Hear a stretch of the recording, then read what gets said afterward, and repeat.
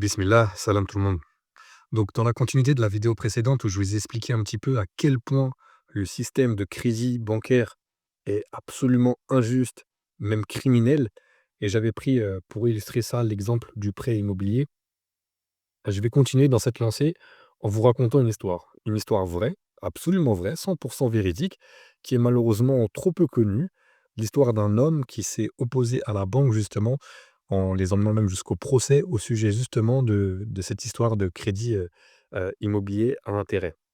Et c'est une histoire qui malheureusement est trop peu connue et que si elle était plus répandue, plus connue au sein de la population, je pense qu'elle changerait énormément les choses sur la manière dont les gens voient les banques, les gens voient le crédit bancaire et ça amènerait très probablement à des changements dans la société. Donc, je compte sur vous pour partager cette vidéo, pour faire connaître cette histoire et faire évoluer la vision que peuvent avoir les gens, lambda, les gens du quotidien sur, le crédit bancaire, sur le système bancaire, sur la monnaie. Si vous voulez continuer également à étayer votre vision, votre connaissance sur le sujet monétaire, j'ai écrit un livre qui s'appelle «Bitcoin est-il obligatoire en islam?». C'est un livre 100 gratuit qui fait une soixantaine de pages, qui se lit très vite. Donc 100 gratuit, ça veut dire que je vous demande rien du tout en échange, il y a même pas besoin de mettre votre adresse mail, vous pouvez juste cliquer et le récupérer. Le lien est en bas dans la description, donc n'hésitez pas, à aller le télécharger, à le lire. Il vous apprendra énormément de choses sur, la monnaie en général, sur, la spiritualité et l'économie en lien avec l'islam et quel rôle le bitcoin peut jouer, parmi tous ces sujets-là. Donc revenons-en à notre histoire incroyable. Il s'agit de l'histoire de la Credit River Case. C'est, une histoire, complètement folle que je vais essayer de vous raconter. Donc j'ai pris quelques notes sur l'ordinateur pour, essayer de vous raconter ça avec un petit storytelling pour que ce soit le plus agréable possible pour vous et ben, allons-y, ne tardons pas et allons-y tout de suite. Alors, c'est une histoire que les banques préféraient que tu ne connaisses jamais. Une histoire qui s'est déroulée aux États-Unis il y a plus de 50 ans, qui a eu lieu à peu près dans les années 50 et qui révèle une vérité dérangeante. Les banques ne prêtent pas l'argent qu'elles possèdent vraiment. C'est la Credit River Case, le procès qui a failli faire trembler tout le système bancaire américain. Nous sommes en 1968 à Credit Rivers dans le Minnesota. Un homme ordinaire, Jerome Daly, contacte un prêt immobilier auprès de la First National Bank en Montgomery pour acheter une petite maison. Rien d'extraordinaire, classique, banal. Sauf qu'un jour, Jérôme arrête de payer. La banque engage une procédure de saisie. Elle veut récupérer la maison. C'est la routine, la banque gagne toujours. Et oui, comme je l'ai expliqué dans la vidéo précédente, non seulement la banque, en plus de vous prêter de l'argent qu'elle a inventé, qui n'existait pas, qu'elle ne possédait pas, va mettre en hypothèque votre maison pour, si jamais vous ne remboursiez pas, elle puisse récupérer cette maison en vous faisant payer à vous, en vous faisant supporter à vous les frais administratifs de l'hypothèque sur votre maison. Complètement dingue. Sauf que là, quelque chose d'improbable va se produire. Jérôme Daly se défend, et en avançant une idée folle, impossible, presque ridicule. La banque ne m'a rien prêté, dit-il. Elle a créé l'argent de mon prêt à partir de rien. Donc il n'y a pas eu de véritable contrepartie. Donc, le contrat est nul. À l'époque, ce genre d'argument, c'est du jamais vu. Mais c'est encore du délire pour du grand public. Mais Daly ne lâche pas.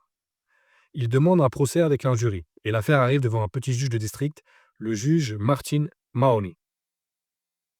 Lors du procès, Daly pose la question interdite, celle que les banques détestent. «D'où vient l'argent que vous m'avez prêté?» demande-t-il. «Est-ce que cet argent existait réellement dans les réserves de la banque?»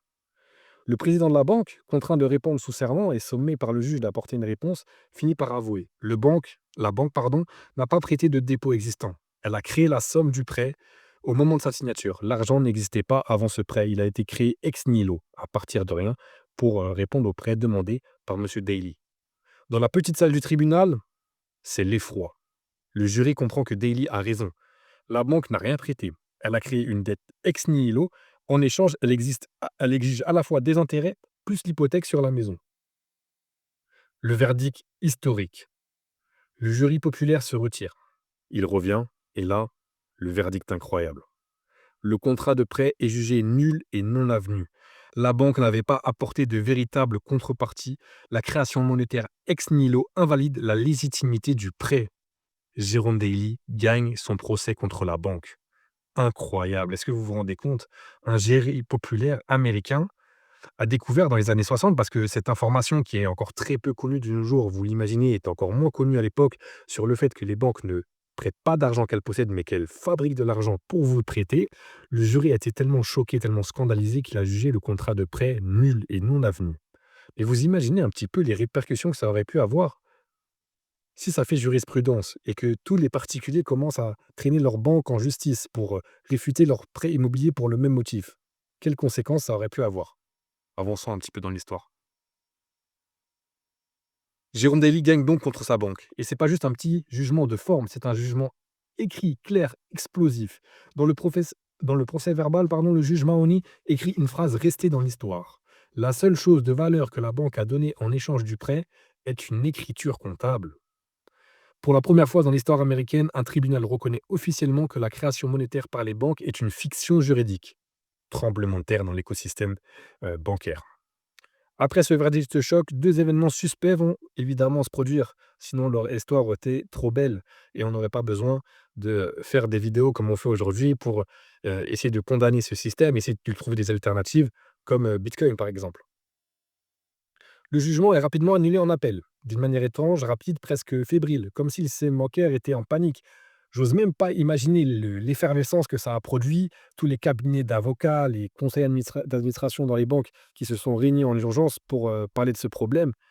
L'ambiance a dû être folle et il a fallu, à mon avis, réagir très rapidement pour faire annuler ce procès en appel.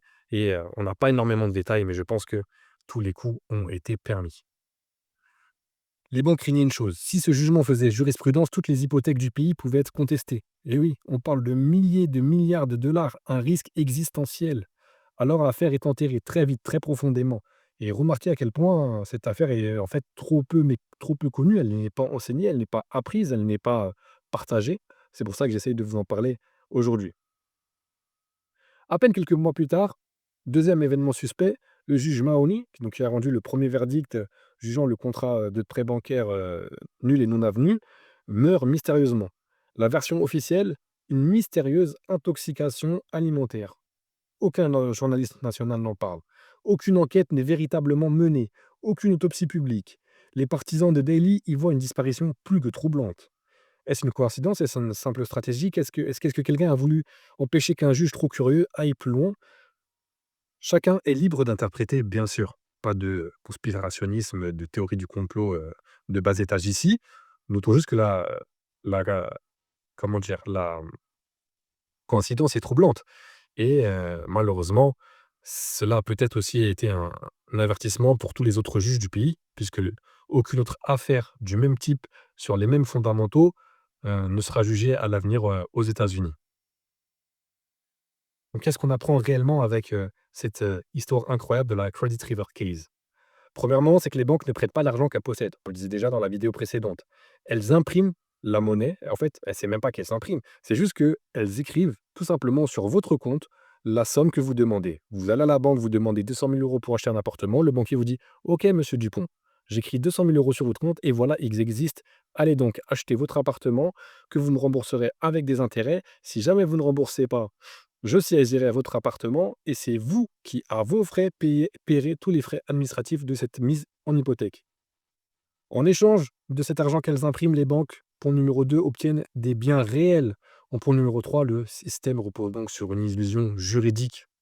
Le système ne repose sur rien à part sur ces privilèges abjects qui a été accordé aux banques de pouvoir créer de l'argent comme par magie. Pendant que vous allez travailler pendant 35 heures minimum par semaine, que vous prenez les transports, que vous prenez la tête avec votre patron, que vous transpirez sur un chantier pour gagner quelques milliers d'euros à peine par mois, les banques peuvent écrire des centaines de milliers d'euros instantanément sur un compte bancaire sans effort. Point numéro 4, ceux qui remettent en cause ce système dérangent, parfois même disparaissent, comme le juge Mahoney. L'affaire Credit River n'a jamais été débunkée, elle a été effacée, elle n'est pas propagée, elle n'est pas apprise, enseignée, tout simplement parce que euh, il faut que la population soit ignorante de ce sujet-là. Dites-moi en commentaire combien d'entre vous savent comment fonctionne le système bancaire, savent comment fonctionnent les prêts immobiliers. Est-ce que vous saviez, vous aviez conscience du fait que l'argent est imprimé à partir de rien? Le saviez-vous? À votre avis, combien de personnes sont connaisseurs de ce sujet? À mon avis, beaucoup trop peu. Et c'est volontaire. Ce n'est jamais enseigné dans aucun cursus scolaire, ni dans aucune formation plus longue. Et généralement, même quand vous demandez à des professionnels du secteur bancaire, eux-mêmes sont ignorants de ce mécanisme. Allez, on va finir avec un petit point sur Bitcoin. Bitcoin dans tout ça. La Credit River Case montre que Bitcoin corrige, plusieurs choses.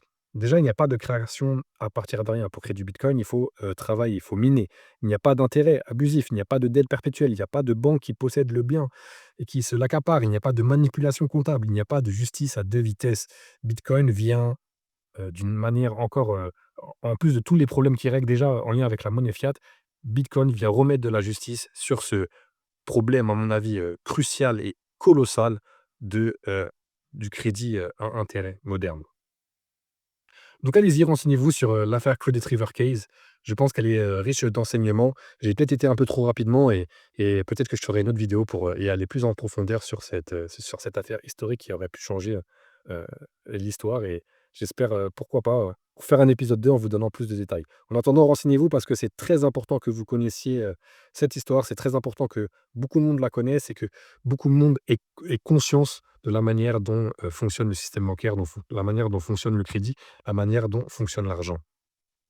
Merci de m'avoir écouté et à très bientôt, Inch'Allah. Salam.